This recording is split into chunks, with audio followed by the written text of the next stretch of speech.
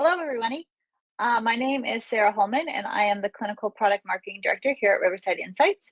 And I'd like to thank you for taking time out of your day to join us for our webinar, Integrating the Woodcock-Muñoz Language Survey 3 into a Comprehensive Dyslexia and Dysgraphia Evaluation. Today, I am pleased to introduce Dr. Tammy Stevens.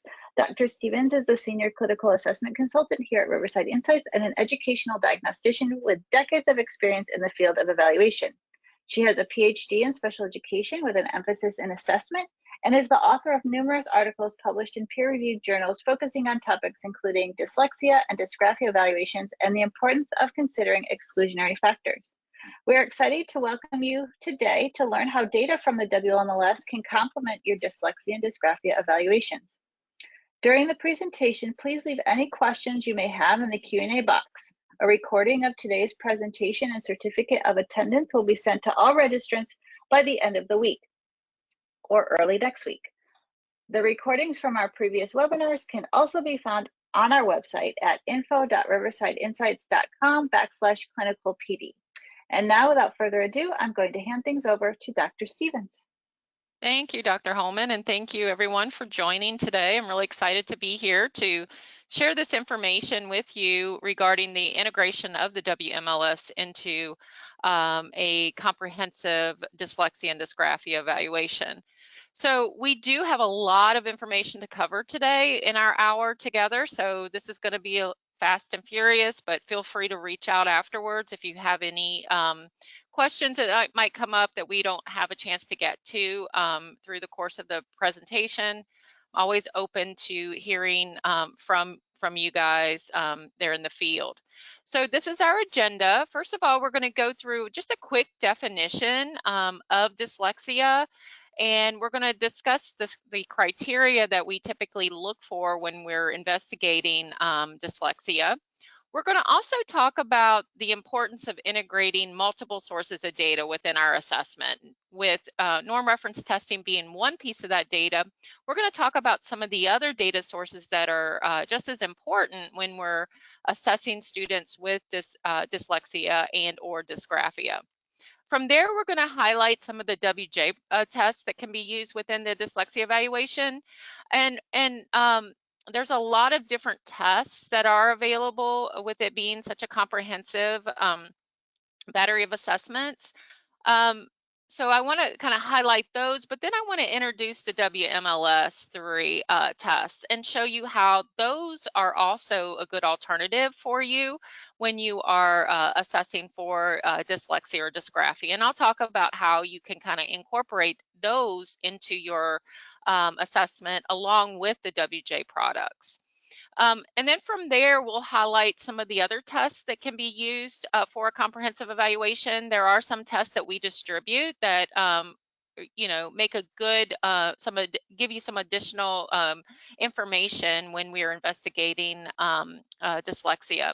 And then finally, we'll finish off with an introduction to some of the resources that are available to evaluators, with one of those being the WIP, which is the intervention program that's associated with the WJ products.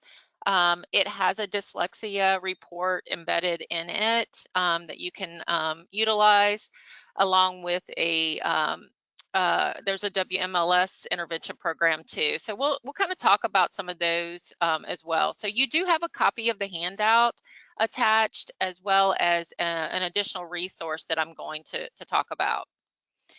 So this is the definition of dyslexia. We know that it's a neurologically based specific learning disability that's often characterized by difficulties with accurate and or fluent word recognition, poor reading, decoding, and poor spelling abilities. And there's many different definitions out there. I'm going to really highlight the definition from the International Dyslexia Association. It's a little more comprehensive.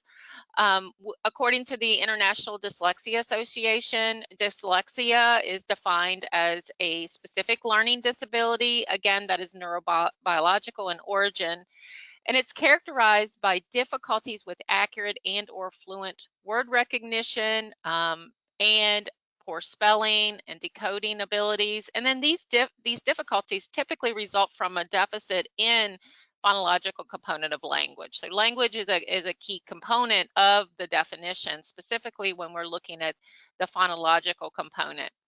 And that deficit in the phonological component is often unexpected in relation to other cognitive abilities. So there are areas in which the student has strengths, and we would expect if the student has strengths in specific areas, they would have strengths across the board. So when there's a deficit in that phonological component of language, the deficit is seen as unexpected.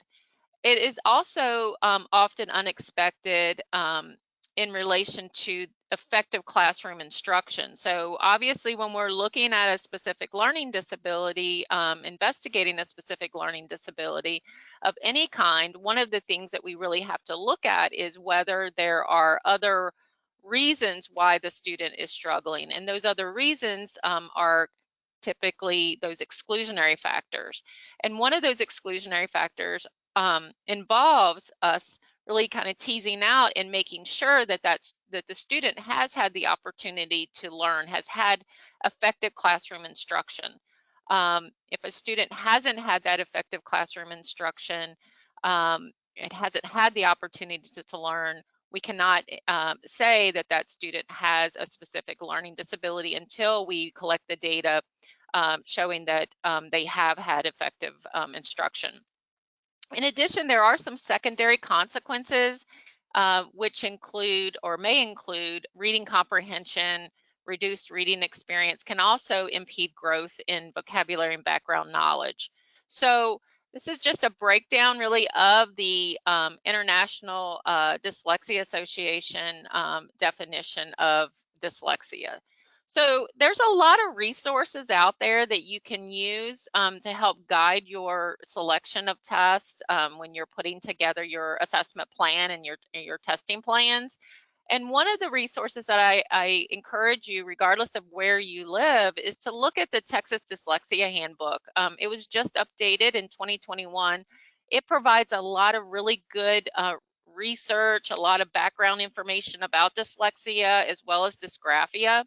And another great document would be from the New Mexico education. They have a really good dyslexia handbook as well. So you can go to their websites to pull that information down.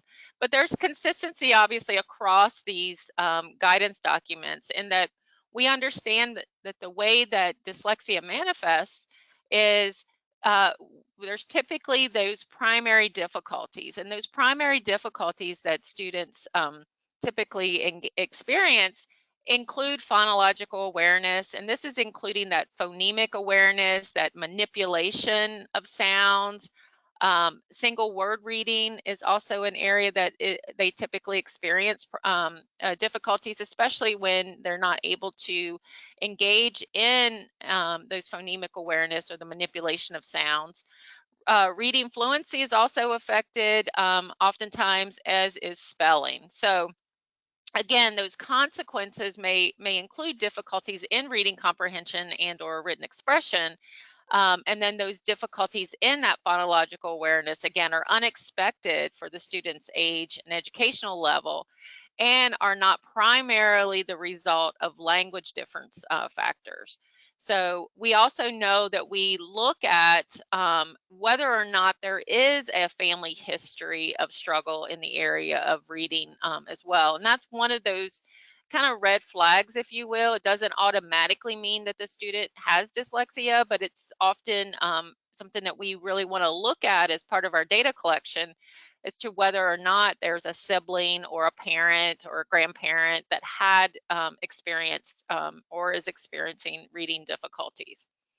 So when we're looking at those primary characteristics of dyslexia, the following are the areas in which we would primarily see that student struggle. So difficulty reading words in isolation, difficulty accurately decoding unfamiliar words, difficulty with oral reading. So when they are reading aloud to you, it's typically slow, inaccurate, lots of mispronunciations, or it's labored reading where they're having to sound out words, they're chunking words, and then sometimes able to go back and say the word smoothly, but it's so labored that it does not involve prosody.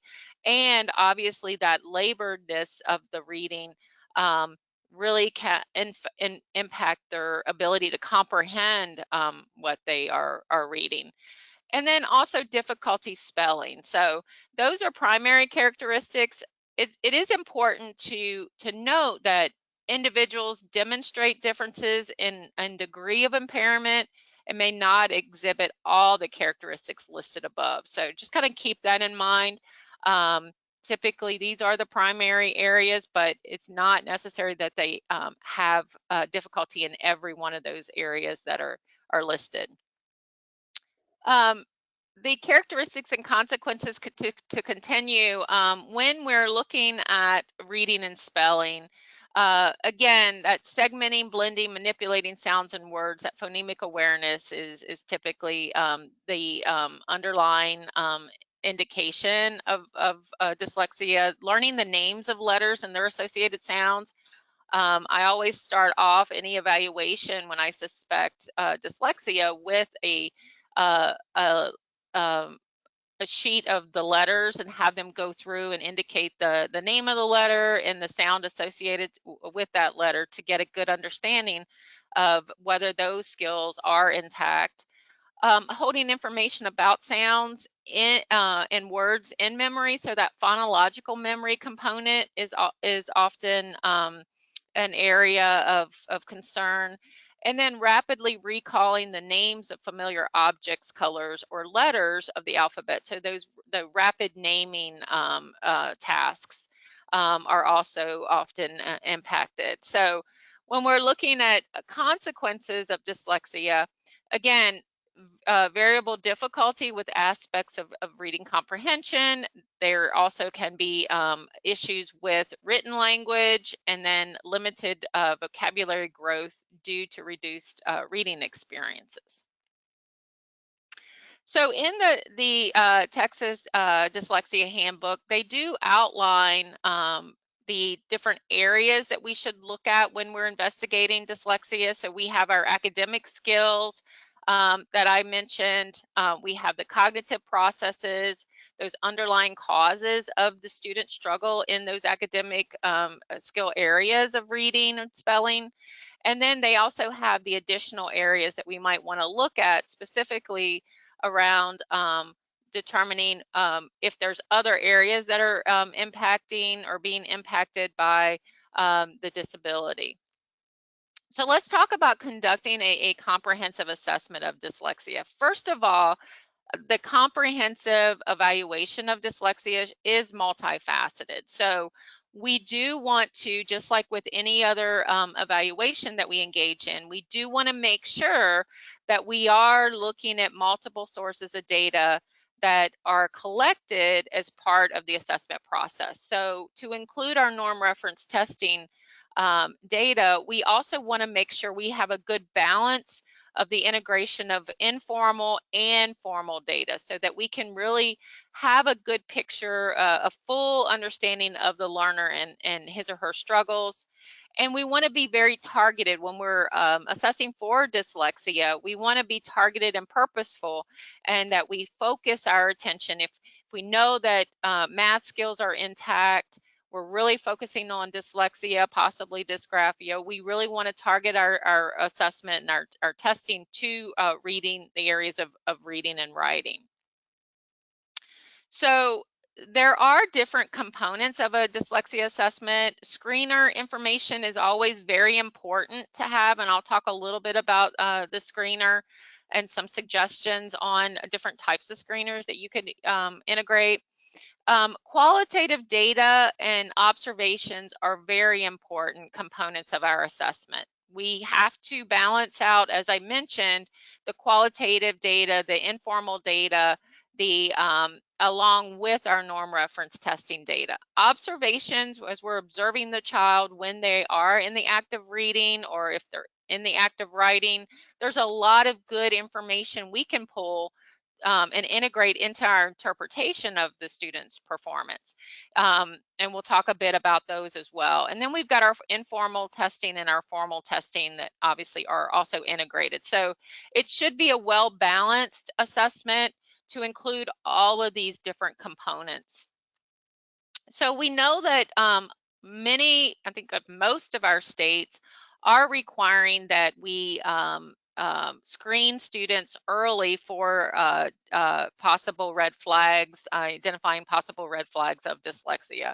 And it is important to identify these kiddos early and provide that early intervention. We know from the research that when we intervene early, we provide that intervention early, we have better outcomes. So having some type of dyslexia screener integrated into our school processes is very important.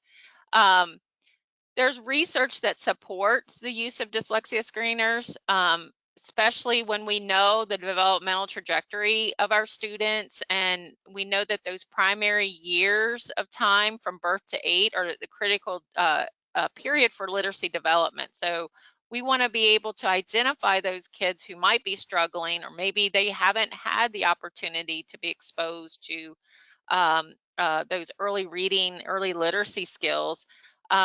But we want to know that as soon as we can so that we can intervene and provide intervention. So we also know that difficulties in young children can be assessed through these screenings of phonemic awareness and other phonological skills. Again, that'll give us data to plan our intervention with the students.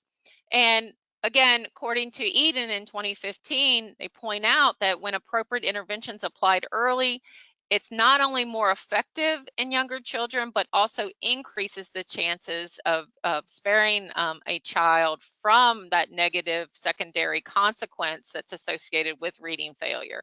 So we know not only does the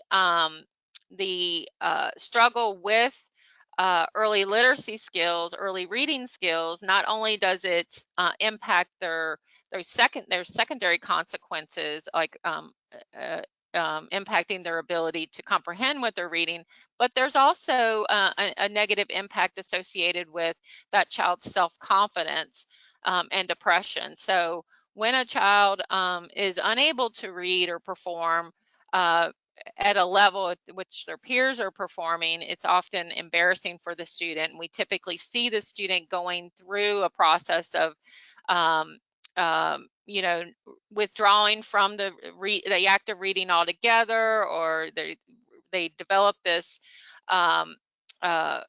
issue around their self-confidence, which could lead to depression, etc. So obviously, the earlier we identify these kiddos and provide them with intervention, the better it's going to be, not only academically, but also socially.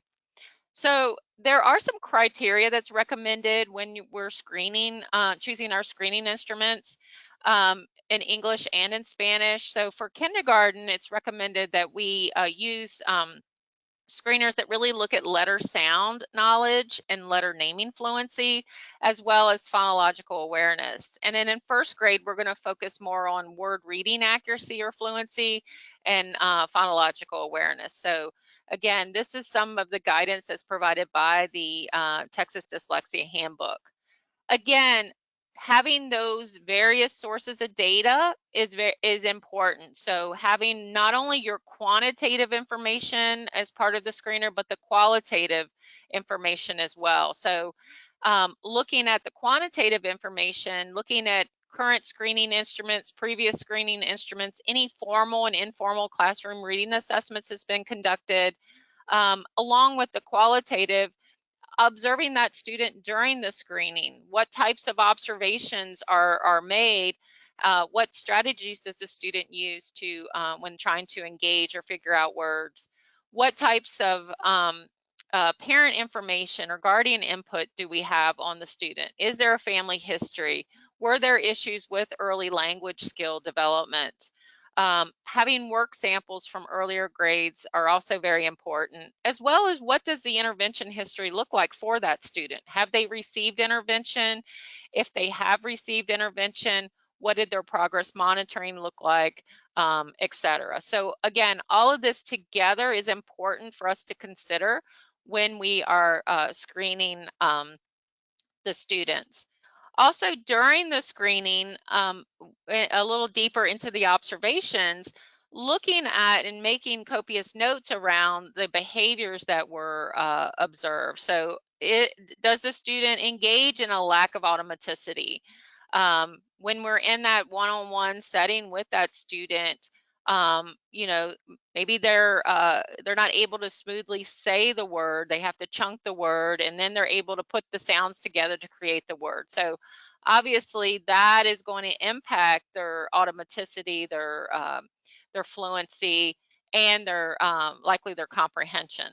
Although I have sat through testing sessions with students who will read with a lack of automaticity, to the point where I wouldn't even be able to answer comprehension questions, yet they're able to somehow make sense of what they've read. So you'll get a little of both, but understanding that that lack of automaticity is likely going to have an impact on the student. And it takes a lot of their mental, um, uh, you know, I'm trying to think of the word.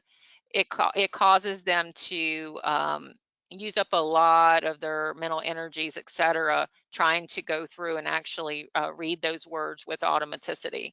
Difficulty sounding out words, guessing. A lot of our students will look at that first letter and then guess the rest of the word. I've had students that will look at the pictures on the page when they come to a word that they don't know, and they'll guess what that word is based off of the pictures, but oftentimes the word that they guess doesn't even start with the letter of the word that they're trying to figure out. So a lot of guessing, a lot of self-correcting may occur, inability to focus on reading, and then obviously that avoidance behavior. We see that a lot once the child is so frustrated with trying to read, getting into this mindset of just trying to avoid reading altogether. So that's the same thing. So again, with the progress monitoring as well, if there are interventions that's been provided for the student, we want to look at what those interventions were. We also want to look at how that student responded to that intervention. We want to look at rate of improvement, et cetera, to consider as part of our overall assessment. So when we're looking at multiple sources of data, again, we've talked about the different areas that we want to make sure that we're collecting data on. So not only through our norm reference test, but through parent questionnaire, teacher questionnaire, observations, et cetera. We want to make sure that we're going through the cumulative data, collect it, have that as part of our overall assessment. Here's some of the multiple sources of data collection for you to kind of consider. Family history, what does school history look like? What were their grades previously? Do they have a history of struggle? Were they assessed before? What were those results? Attendance, what has their attendance look like, not only for that current year, but for previous years when some of those basic reading skills were taught? Is there a history of tardiness, et cetera? Again, response to intervention, if the student has participated in response to intervention, we definitely want to pull that information in. And then teacher reports. What information does the teacher provide with regards to students' performance in the classroom? What accommodations and modifications does the teacher provide for that student in order to ensure that they're successful in the classroom? So we need to have all of this data when we are conducting a comprehensive evaluation. There's also additional informal qualitative information here, and this just kind of goes a little deeper into any of the previous assessment results. Were there any speech language services? Did the student previously qualify for speech language, and how might that be impacting the student's ability to read, district dyslexia screeners, etc. And when we're looking at the parent information, trying to get an idea of what has their hearing look like. Have they had ear infections or tubes in their ears? Because that could also impact their ability to kind of hear the sounds and develop that phonemic awareness. And then the teacher information, again, observation in the classroom, comparing that student's performance on tasks associated with reading, writing, and language. And then how does that student perform in relation to same age or same grade peers? Are they looking at benchmark testing, looking at RTI data? How is that student performing in relation to those other individuals? And then during the testing, things like, does the student ask for items to be repeated often, or are they having to, again, chunk the words? There's a lot of times where we are testing a student and they're engaged in whispering to themselves or self-talk. All of that is good information to have when we're integrating the data and interpreting the results. And then also having copies of work samples that you can analyze. So this is just a copy of a multiple sources of data worksheet, and this is just a way for you to organize all the data that was collected on the student to include their absences, their attendance, their health information, language, what parent information, and this is something that Dr. Holman actually created as part of her dissertation. A great way to organize all of those multiple sources of data before we even move forward with formal testing, so that we can look at those multiple sources of data to see if there's multiple data sources that show that the student is indeed struggling in reading. And then I did attach this as a handout for you. This is a great set of worksheets. I gave you not only the testing hypothesis for the basic reading, but there's also a reading comprehension, a reading fluency, and a written expression one. And it allows you as a teacher or a diagnostician or evaluator to kind of go in and get more information around where the breakdown's occurring with regards to basic reading in this example. So are they having issues with the phonological aspects of reading or the orthographic aspects, or is it a general thing, like is there a family history of learning difficulties, etc.? So we can look at what are some of those behaviors that the student engages in, that and is it primarily a phonological or orthographic, or is it a combination of both? And then at the bottom, there's different statements that you can look at, and this helps you with your planning of your targeted dyslexia evaluation. But there's different statements. Does the student have difficulty finding the right word to say, or slow, labored, or limited amount of speech, difficulty comprehending language and learning vocabulary? If yes, we know we want to investigate language of the student. We know language plays an integral role in reading and in writing, as well as math. So we want to tease out that language piece to find out how much of that language is impacting students' performance. So this is just some resources for you that can help you be more targeted in your assessment planning. And then when you're observing the child in the classroom, again, looking at whether that child's engaged during instruction, are they slow to follow instruction, can they remember what was said to them, do they wait to see what his or her peers do before taking action, and then do they require or request repetition or clarification. So again, kind of keeping these things in mind when you're observing the student in the classroom and comparing their behavior with those a peer or two in the classroom as well. Okay, lost my little. Okay, so with all that being said, let's talk about the formal assessment data. So we've got our multiple sources of data, all of our informal data, the data that's collected as part of their everyday schooling. Let's talk about now what types of tests are available for you to integrate into your comprehensive dyslexia evaluation. Well, obviously, we've got the WJ products, and full disclosure, we are Riverside Insights. We are focused on our WJ products and our WMLS. I also wanted to point out, and I'll talk a little bit about CTOP and the TAPS, and those are two of the products that we distribute here at Riverside, and they complement our dyslexia evaluations very well.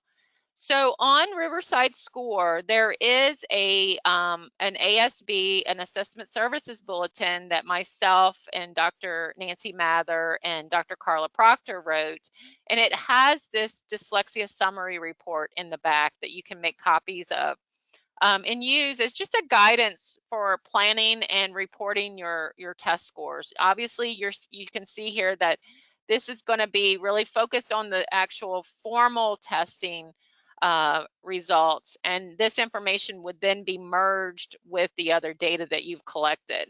But it's a great resource for you to have. It's free. If you go on to Riverside Score under resources, you can download this and make copies of it. So I'm going to talk just quickly about the WJ, just to kind of show you how you can pull components of the WJ into your dyslexia evaluation, but then the focus is really going to be on the WMLS. So with the WJ, we do have the COG, achievement and oral language, and there are tests from each of these batteries that can be integrated into your dyslexia evaluation or your dysgraphia evaluation. We do have at the very front of our easels these great selective testing tables.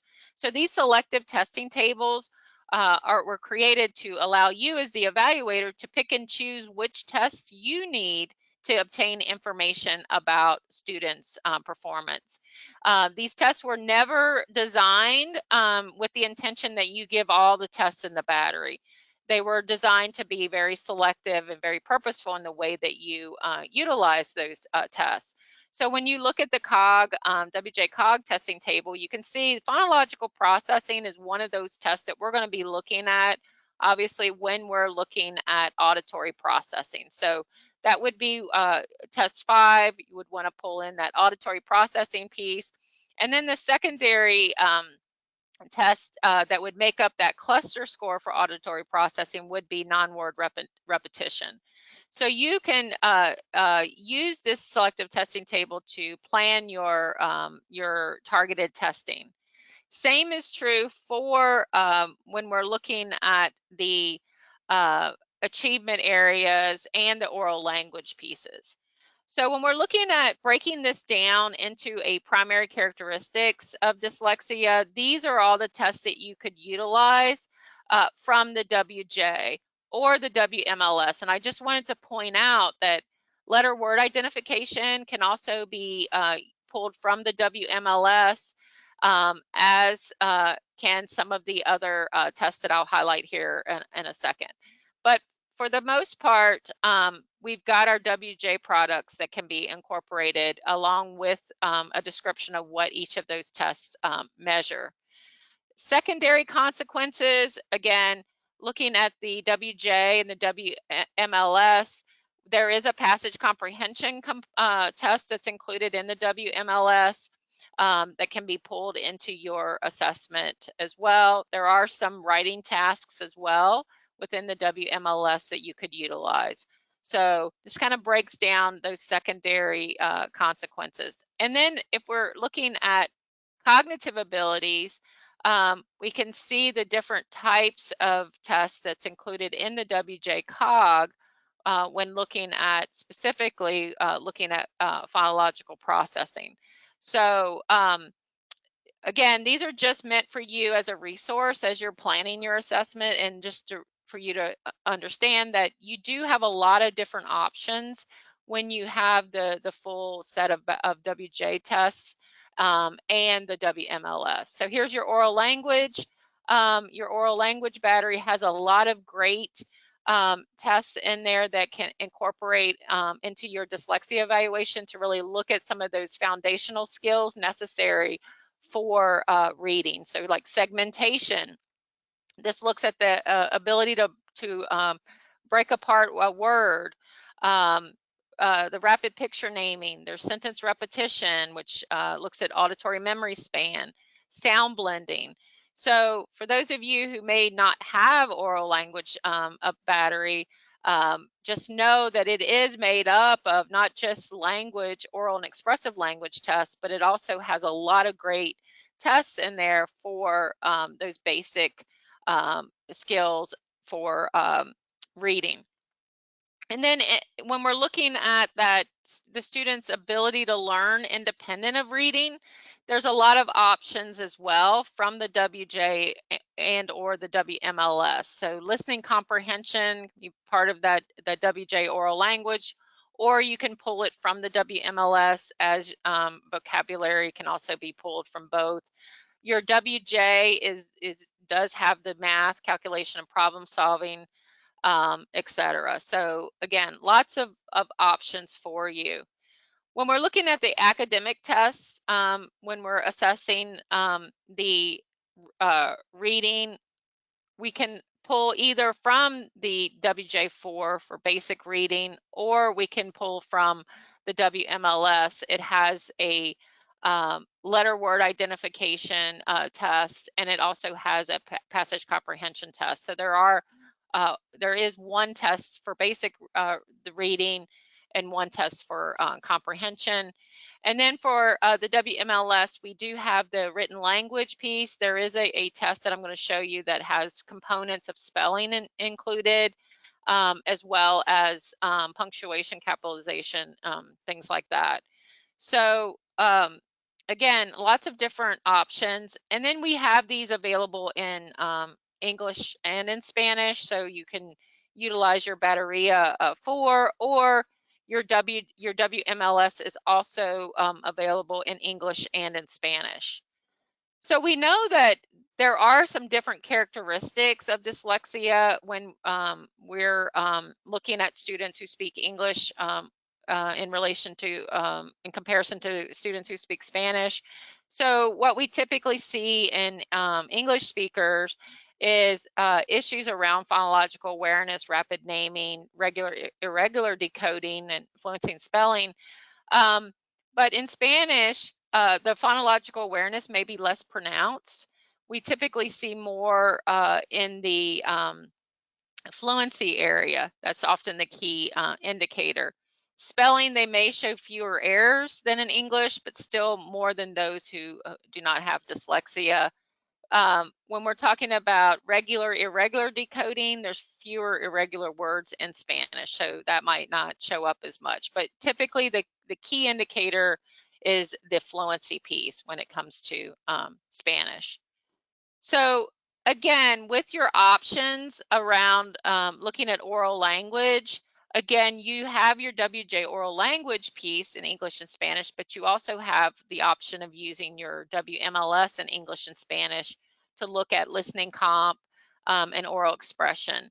And you're able to make comparisons between students' performance in these areas in English and in Spanish to see if their proficiency is higher in one language than the other. So so I'm going to kind of move into the Woodcock-Muñoz language survey just to give you an idea for those of you who are not familiar with it as to what it assesses. So it really provides a broad sampling of academic language proficiency in the areas of listening, speaking, reading, and writing. And again, it's available for in English and in Spanish, and it's appropriate for use with ages 3 to 22 years of age. So notice that really we're focusing with the Woodcock-Muñoz language survey, we're focusing on our listening, our speaking, our reading, and writing. There's no math tests included in this particular battery. So these are the components of the Woodcock-Muñoz. You do have your test books. There's an English Form A and Form B, so you do have two forms in English, and then there's one form in Spanish. We have the test record, test record is available digitally or through paper. We added the digital component where you can go into your Riverside Score platform, download the digital test record, and enter the information directly into the Riverside Score program for scoring. You do have a response booklet as well for the writing tests. And then there's an audio recording that's available. It's online. It's on Riverside Score. And then there's a comprehensive manual, there's online scoring and reporting, and there's some training videos available for you as well. There is an add-on component to the WMLS, and that's called the WMLS III Online Parent and Teacher Intervention System. So basically, we're able to take the results from the testing, and the system will make recommendations as to types of interventions that might be helpful for the student based on their performance. There's also really comprehensive reports, report for the parent, report for the teacher, etc. So there are 8 tests.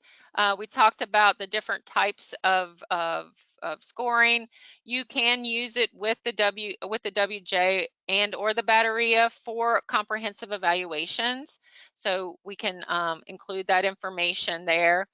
There are 3 new tests with the WMLS 3. There's an oral comprehension, oral language, and then written language expression. And they retained 5 tests from the old version. So there is a test for analogies, there's a picture vocabulary, letter word identification, passage comprehension, and dictation. And then they did take away 2 tests that were in the previous version, understanding directions and story recall. Those were actually added to the cognitive WJ and the Batteria. So let's look at the organization of the WMLS. Again, you'll see the 8 tests listed here in English and in Spanish. You notice only oral comprehension requires the audio recording, which again is housed up under the WJ or Riverside Score platform. And then there are 2 tests, a dictation and written language expression that requires a workbook. So the cool thing about the structure of the WMLS is that there are 2 tests within each language domain. So there's one test that looks at the basic or foundational skills required, and then there's a test that looks at the application or functional skills. So let me show you what I mean here. So we have the selective testing tables as well within each of the front of each of the easels. So if we're wanting to assess or test the student's listening ability, we know that we need to give test 1 and 2, analogies and oral comprehension. If we want to look at their reading ability, here's letter word identification and passage comprehension. So each test, the letter word identification, is going to be assessing those basic skills. And then the passage comprehension, that second test of reading, is going to be assessing the student's ability to apply those skills to the task. Same thing, you have your Spanish selective testing table as well. So when we're looking at the basic skills, all of your odd numbered tests are going to assess the basic skills, and listening would be analogies, speaking, so picture vocabulary, reading is going to be your letter word ID, and then dictation is for writing.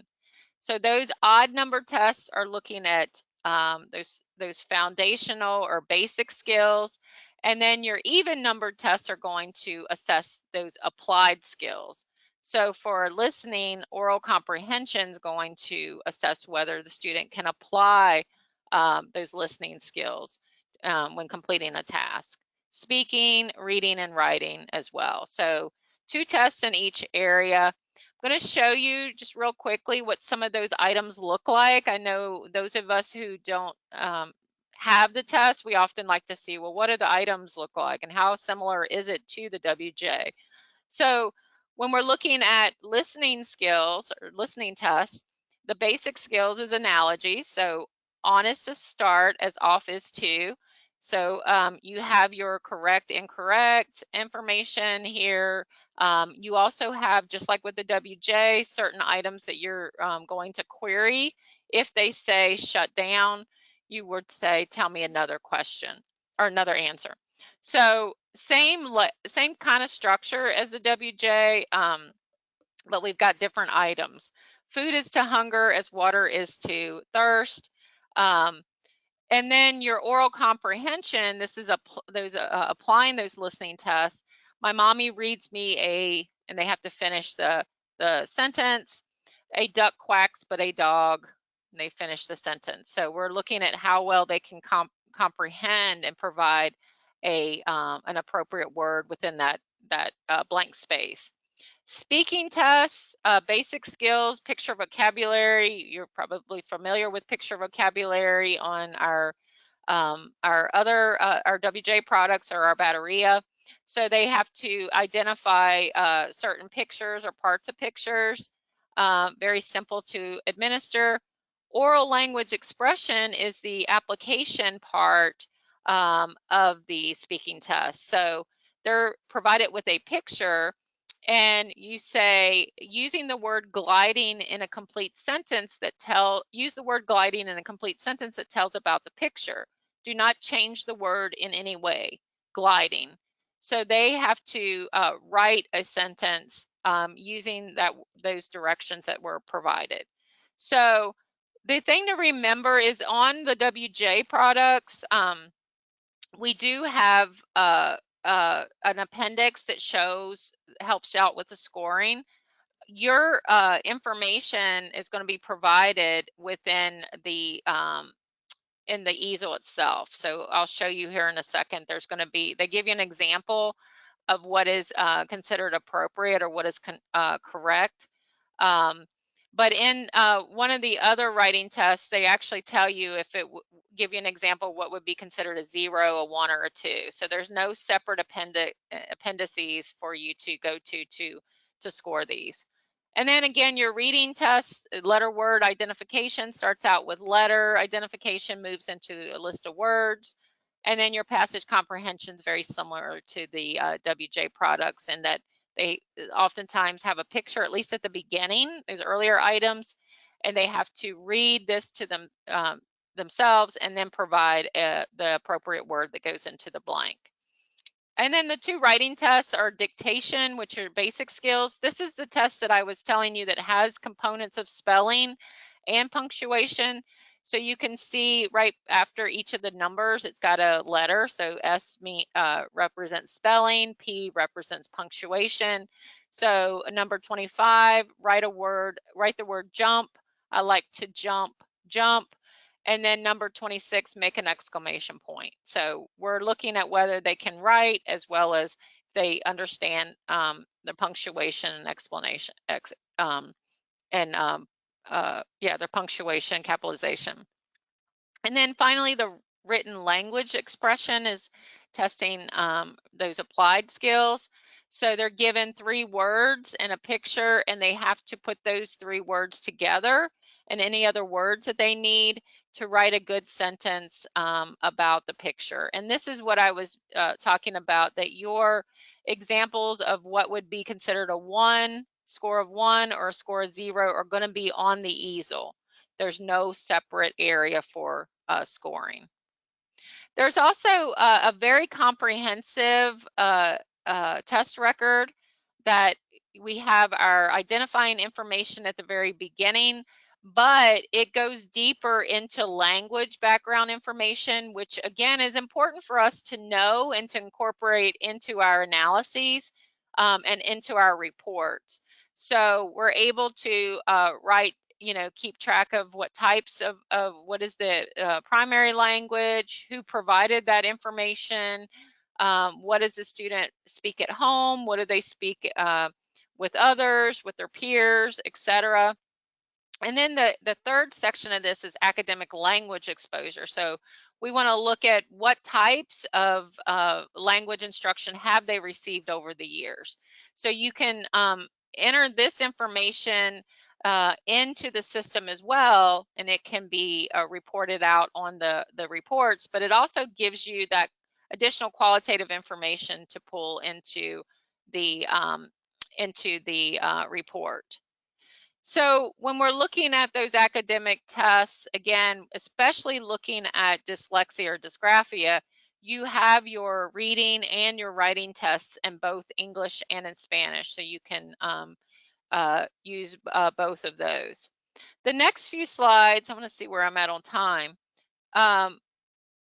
The next few slides kind of go through talking about auditory processing. And we know auditory processing is one of those areas where we have to tease out to see if that student is struggling in that particular area, and if that's what's causing their struggle with acquiring those basic skills for reading. So there's a lot of options for you as far as testing auditory processing between the WJ and the Batteria and the oral language batteries. So the next few slides kind of go through and highlight those for you. I'm not going to go through these due to time, but you do have access to all of these slides. But I wanted to show you that you do have options. You can use the WJ cog, the phonological processing, or the non-word repetition test, or you can pull from the oral language battery, the segmentation and sound blending.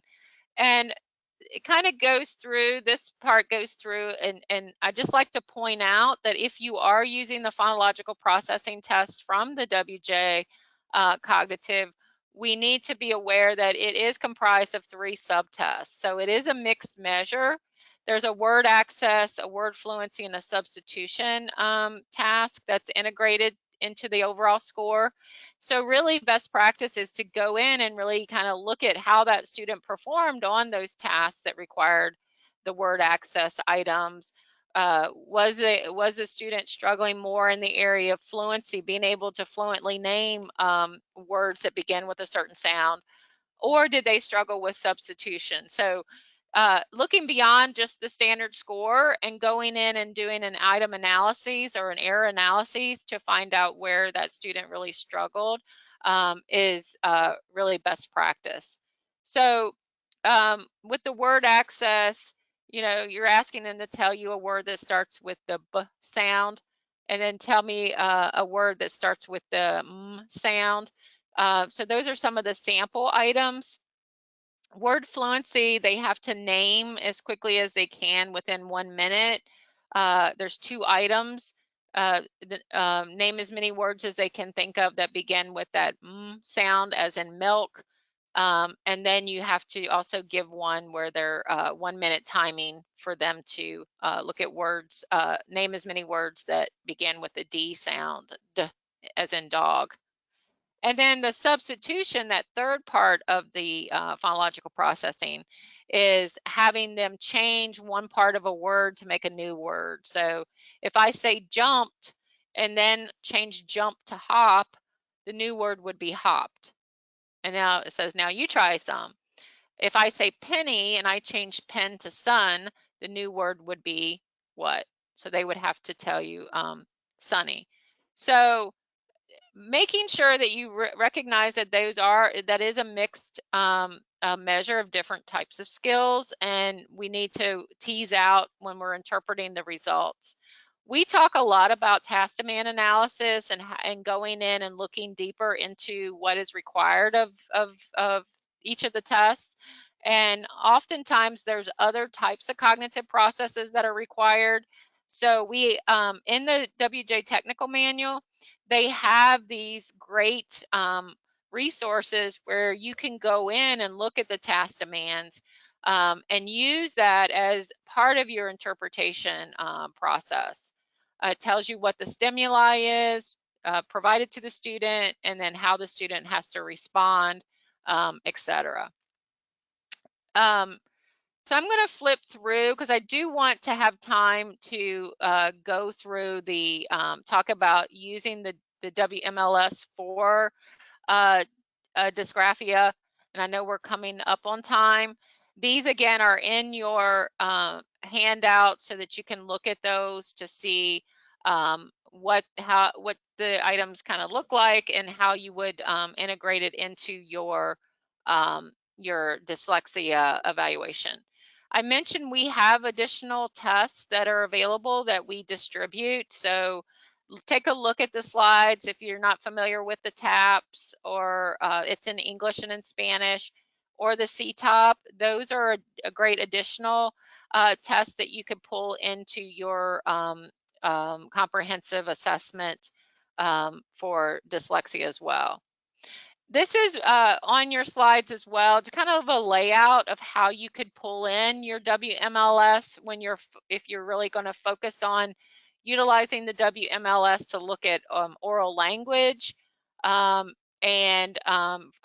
unexpectedness, or having the ability to learn when reading is not involved or not required. And then you've got your phonological processing, and that's where you really have a choice between using your WJ, your TAPS, your C-TOP. And then for academic testing, you've got your English, WMLS English, and your Spanish, or you can use your WJ or your Bateria. So use this as a guide and incorporating your WMLS into your dyslexia evaluation. So let's look at real quick at dysgraphia. And this is information that was provided. I do want to give a shout out to Virginia Gonzalez. She provided some of these slides to us. So again, if you want more information, you want another great resource to use for dysgraphia, that chapter 5 of the Texas Dyslexia Handbook is dedicated to dysgraphia. We know there's a lot of different models out there and a lot of different definitions of dysgraphia. We know that there's also typically comorbidity between dyslexia and dysgraphia. So we always want to kind of be on the lookout to make sure that we kind of tease out when we're looking at dyslexia, we want to tease out and make sure that dysgraphia is not an issue. But it is related to dyslexia because they're both language-based disorders, right?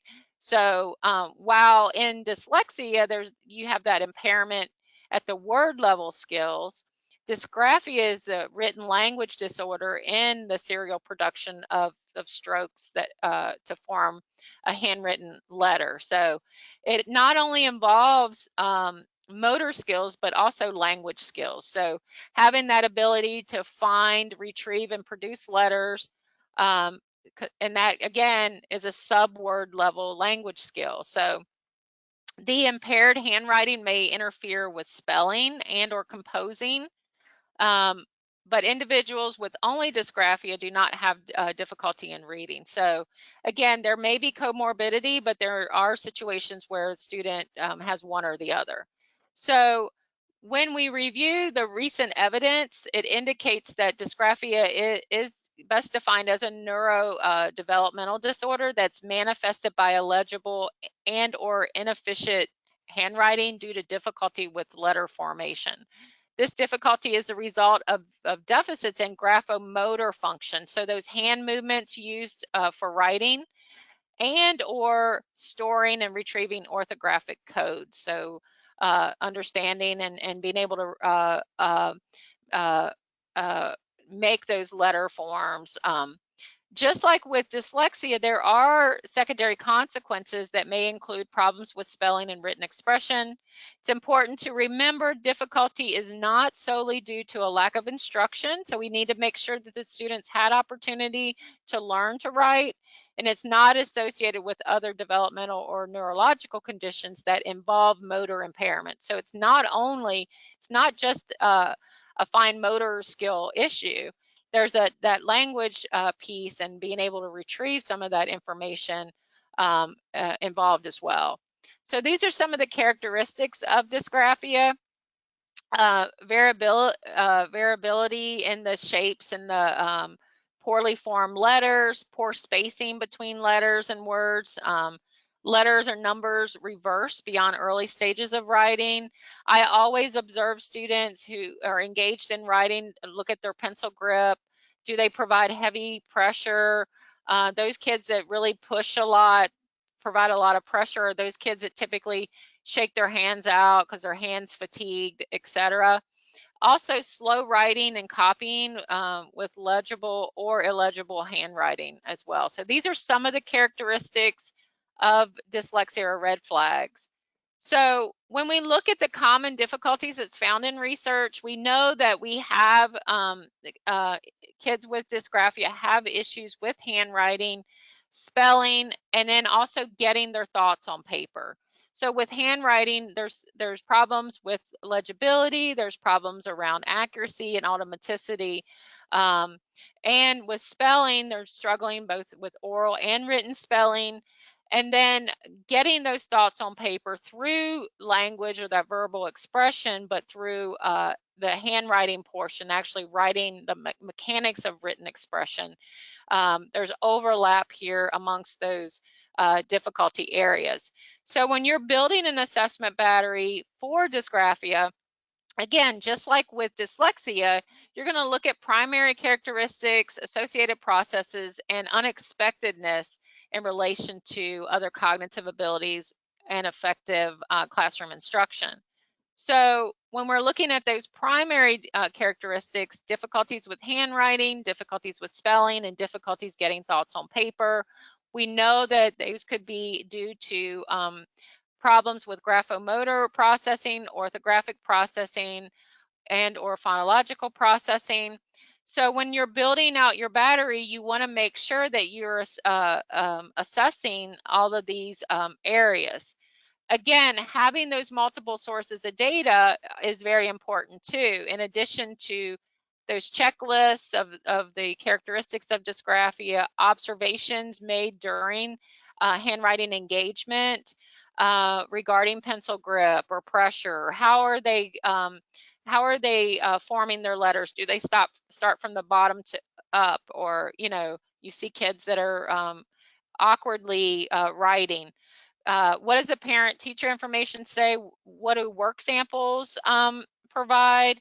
Writing samples, and then your formal testing results. So for dysgraphia and using the WMLS, you can test the primary characteristics through the use of the dictation and the written language expression tests.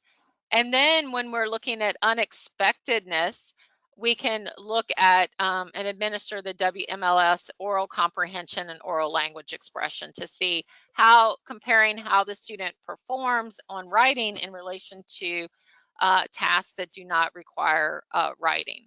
So that's how you could pull in that WMLS. And obviously, just like with any other writing activity, while they're engaged in completion of those writing tests, you're wanting to pull in your qualitative data, take good notes about what you're observing the student as far as controlled strokes, how much time and effort does it take for them to complete the task, what is their letter formation, size, slant, alignment, etc.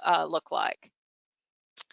And finally, the last part of this is just reminding you that we do go beyond, we must go beyond just the assessment piece. We want to ultimately understand through the assessment where the breakdown is for the student, but we need to take it to the next step to link those assessment results to interventions.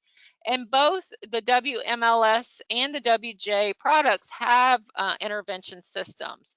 So the WMLS has this online teacher-parent intervention system that has a lot of additional information that can be incorporated into the comprehensive report to include like home-based activities, some things for the parent to do at home. We're always trying to link parent involvement to school involvement so we can provide them with a parent report with some recommendations as well.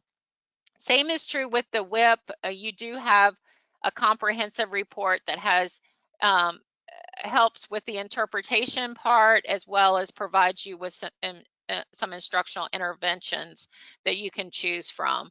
It also has, many people aren't aware that it does have a dyslexia report included in the platform, along with classroom observation forms. There's some great parent checklists that can be utilized, self-report, teacher checklists. There's a writing evaluation scale, and then there's a dyslexia evaluation checklist as well. So you can pull those down, have the parent, teacher complete those, and then this is what they kind of look like. They're very comprehensive and provide you with that additional background information necessary to complete that comprehensive evaluation for dyslexia. So these are just some snapshots of some of the reports, etc. So you'll see it's much more in depth than a score report is. So again, just kind of want to tie everything up here. There's some information here about the dyslexia report, so you can kind of read through that. It helps streamline the process for you. There have definitions of the International Dyslexia Association and a functional definition of dyslexia. There's also a score report. There's certain tests that you have to give in order for you to run the report. This is actually based off of that assessment services bulletin that I mentioned earlier that's on the Riverside Score platform. And it gives you a little bit of guidance around interpretation as well. Just keep in mind that this is another data point and that we need to pull this in with the other data that we have collected on the student. Okay. So if you have any additional questions, I know that was fast and furious. We could probably do a whole day training on this to get deeper, but you know, just know that you do have options out there. You can pull the WMLS in, your WJ. There's a lot of great resources available for you on Riverside Score, so take advantage of that. Get in there and look at what's available. If you add the WIP, or you're going to have access to a lot of those checklists as well. If you have, I know we're over time, but if you have additional questions, you want to reach out, or if there's a resource that you want access to, feel free to, this is my contact information, feel free to send me an email.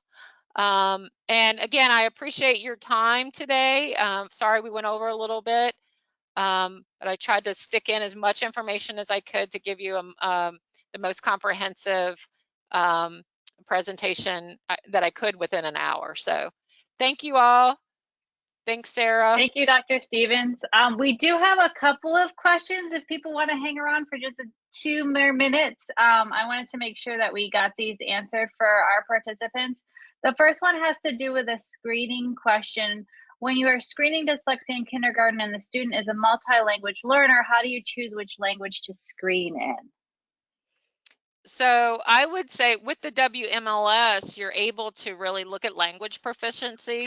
And Sarah, you may be able to chime in on this more. I know your background's in this. Yes. So yeah.